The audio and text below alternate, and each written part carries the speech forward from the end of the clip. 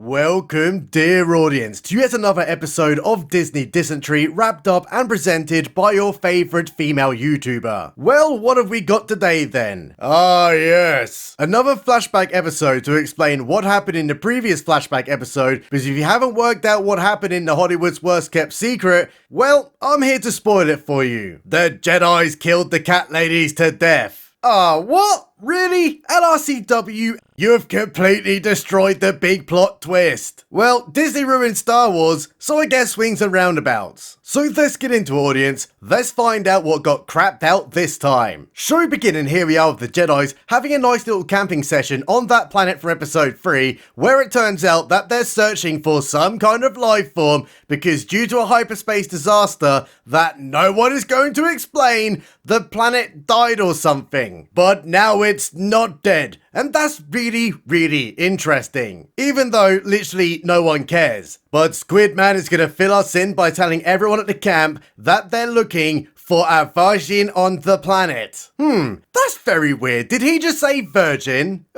Turns out no, because if you put the subtitles on, he actually said a virgins. But what is a virgins? Well, it means they've picked up on their Jedi radar that there is a massive collection of stunning and brave forces on this planet, and they will need to go find it. So they get searching hard for the mysterious life forms. And lucky old Squidman gets using his super set of skills at random location markers to accidentally cross paths with the power of 2. Well, that was really lucky. Surprised it took them weeks to find anyone here, considering they have a fucking spaceship and could have at any point used it to find a coven of cat ladies hideout. But you know, plot gotta happen somehow. So he gets watching the children from afar, which in any other circumstances would be creepy as hell. But as he's sweating like a BBC presenter, he witnesses the exact events that occurred in episode 3 because it saves on production costs. Alright then, he gets following them only to discover the very well hidden and not obvious at all fucking cat lady hideout. You know, the one with the giant brickwork that they could have easily seen from the air, and if they wanted to, could have searched the land at night to see if there was any fucking lights on. And as he gets standing there, he suddenly realizes that the giant door is locked. So that means he can't go in that way. What will Squidman do to overcome this obstacle?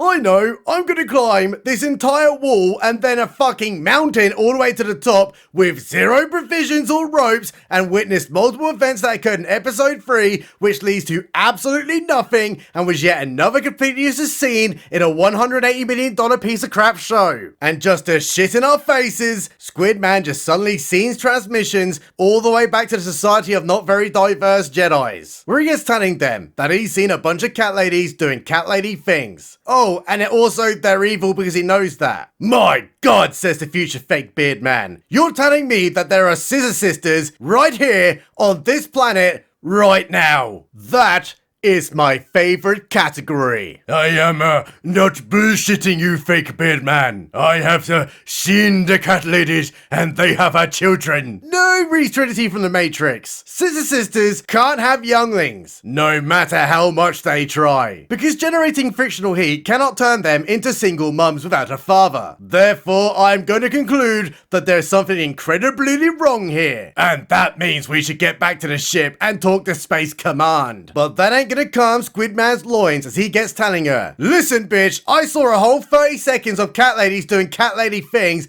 and although I witnessed absolutely zero child neglect or any kind of endangerment, I fear for those girls' safety. And also overheard that they're planning on doing a ceremony tonight, and since I've absolutely no understanding of what that means, I am going to declare that it puts their children in serious danger-roos. Well, that convinced them, so they get heading over and begin breaking into the Coven of Cat Lady's house. But while they stand there, Trinity from the Matrix gets telling them, once I forcefully break into their home, I'm going in alone because if we all go in, they'll take it as a threat. Which is really interesting because if I'm not mistaken, they're literally breaking in right now. No, There are over 50 cat ladies in there, and we must all go as a team. Yeah, alright, I'm gonna backtrack on what I said 2 sentences ago, and now we're all going in. Because after all, we need to fill the runtime with dialogue that contributes absolutely fuck all to the plotline. So they go in and meet the cat ladies via the exact same sequence of events that happened in episode 3. But this time with a twist, as the future fake beard man starts having a minor heroin overdose where everyone else fucks off out the room, so it's just him and the historically accurate Queen Anne Boleyn. Yes, very convincing Queen Anne Boleyn indeed. And she gets telling him, "Sup, you've traveled far and you now are trapped on this planet. But you've got desires, kid. Desires you've been suppressing this entire time. You want to escape this planet and return to the planet Croissant, don't you? But your bitch master won't let you now. I would. So go on. Ask me, and I'll return you to Croissant Land." "Alright then, can I please go home?" "Yeah, sure, you just gotta kneel first, alright?" And as that happens, in the real world, future fake beard man gets kneeling. Wow, what a really interesting scene. So this immediately sacked that big piece of crap off and returned to the ship where Trinity from the Matrix is getting told by Squid Man, "Hey, I really like that kid Bonquifer I met for 2 seconds. I feel in my body that she should be my Padawan. I have seen her potential."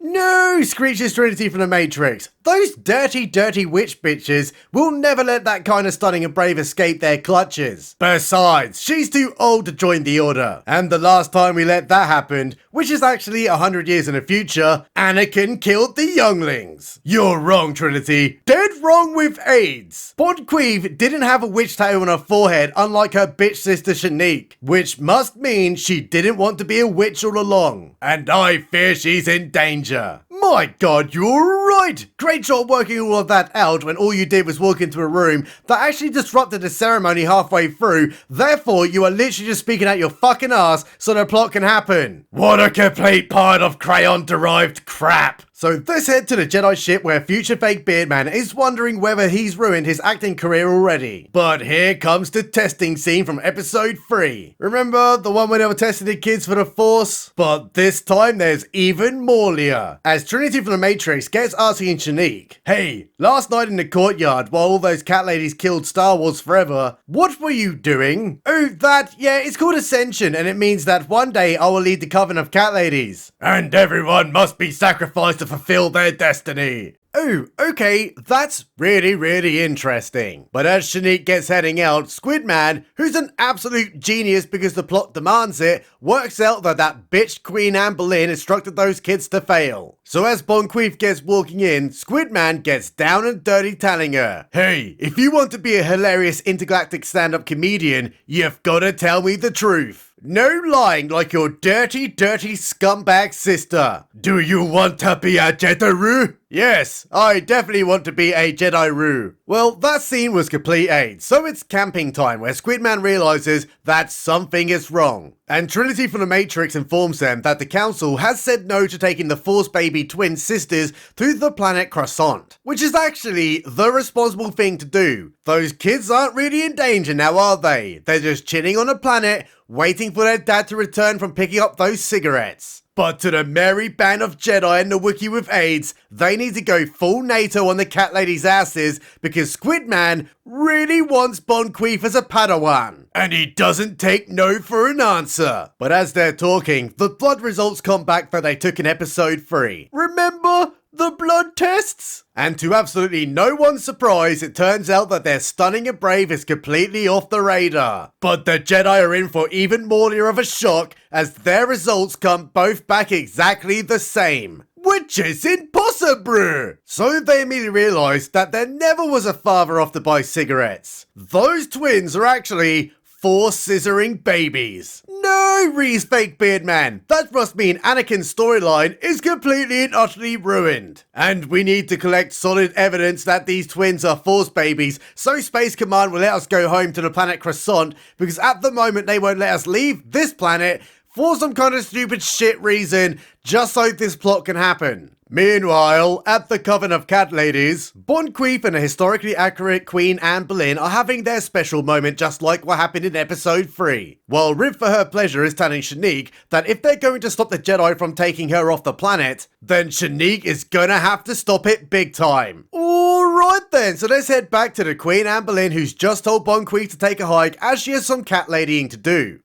We can't let Bon Queef leave and join the Jedi, cries the very clearly defined woman. The Jedi are evil. Yeah, I agree, says the very questionable pronoun. We can't let that bitch go. We must keep her here. And if needs be, I will father the child. She has chosen to leave and pursue her dream of becoming an hilarious space comedian Jedi. Keeping Bon Queef here will do great harm to her career. And one day, she might be as funny as Amy Schumer. But while that's happening, the Jedi are outside trying to get in. But little do they realise, Shanique smashed up the control panel, so that door ain't opening. That means we can't save the scissoring Force babies. Don't worry, fake beard man, says Squiddy. I know another way in. We will climb this entire wall and mountain again. And while that's going on, Trinity and the Wookiee with AIDS are hovering over the top in their ship. It's almost as if Squiddy Boy and the fake beard man could have just used the ship to get to the fucking top now, couldn't they? Oh, and Shanique is now burning Bon Queef to death by setting a notebook alight and then dropping the torch and then setting concrete walls alight. But it turns out this whole whoops-a-daisy was actually an accident all along. Even though in episode 3 she clearly stated that she was gonna kill Bon Queef, and then a fire started immediately. Utter genius misdirection there, Leslie Headland. It's almost as smartly as misdirecting everybody by saying you had no idea Weinstein was coercing women that you arranged to meet him at hotel rooms now, was it? Oh, and also, they have electric lighting throughout that corridor, meaning the torch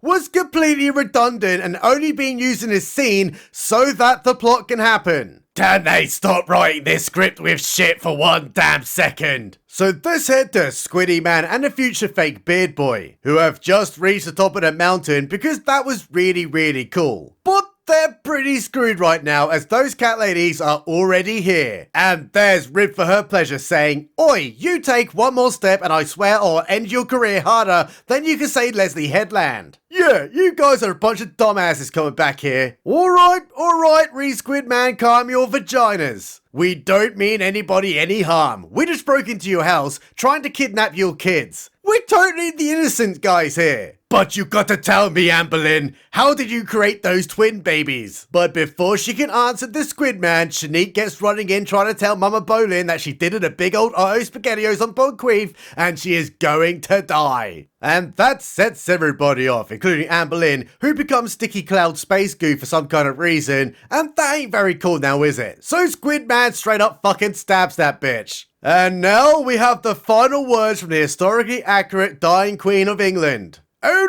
lordy, I dang goofed up and got myself stabbed to death. But you've got to know this, Squid Man. I was going to let Bon Queef join you this entire time. No, this is a terror brew. I made a bigger mistake. So it's big fight time where Shanique gets running away from all those female footballers trying to kill Squid Man. But as they're washing those dishes, the entire concrete cat lady hideout starts exploding, all because Shanique dropped a lantern onto a concrete floor. Well, this is a massive oopsie daisies, and it was made even worse, Leah, because Rib for her pleasure also becomes sticky space goo that corrupts the mind of the Wookiee with AIDS, or it escapes, or something, while a bunch of witches get cringe chanting, which might also be corrupting the mind of the Wookiee? I literally have no idea what's going on here, but the Wookiee is now angry. So it's big showdown with the Jedis. But just as the Wookiee is about to kill everyone to death, Trinity from the Matrix turns up out literally nowhere to stop the mind possession by using her Bluetooth Wi-Fi Jedi mind jammer, and then all the chanting cat ladies straight up fucking die. What the fuck has gone so wrong with Disney that they approved this utter shite? Oh yeah, it was her all along. Anyway, Shanice gets running to Bon Queef on that bridge scene from episode 3, where the energy core just exploded. But here comes Squid Man trying to snatch the children. And as that bridge starts collapsing, he gets holding up big time using the Force. But it's really hard, so lets Shanique die and then saves Bon Queef by teleporting 20 meters ahead of him. Even though he could have just force pushed them backwards and then saved the both of them the complete and utter dildo. Well, that was AIDS, so let's go back to the ship where Trinity is reeing that those dumbasses have ruined everything. I told you not to interfere with the witches, even though I also interfered, so that means I hold equal blame to everybody else in this ship. I just wanted the twins to be safe. But this is a really big Otto SpaghettiOs, says the future fake beard man. What do we tell the Space Command Council? I say we tell the truth, replies Trinity. Shanique burnt down the concrete building and then all the cat ladies died. Oh, that's interesting, says Squidman. So what we're actually doing is lying by omission then. Because not only are we the fake news of Star Wars, we're also totally evil now. But as they get arguing, Bonqueef wakes up so Squidman gets lying his ass off. Hey, you'll never believe this, but your sister did the inside job. Everyone's dead, Bonqueef. Everyone. And there's no survivors at all. Well, that was a pile of crap. Can't wait for the last episode where the master turns out to be Qui-Gon Jinn or something utterly retarded. Because after all, Kathleen Kennedy will greenlight anything that gets those powerful ESG scores up, no matter how much profit is lost, and no matter how much the inbuilt fan base desert the franchise. Gotta love losing money for investments. Big shout out to all my Patreon boys and guys. You are the reason my mummy calls me a special little boy. Love you all very much. Subscribe button.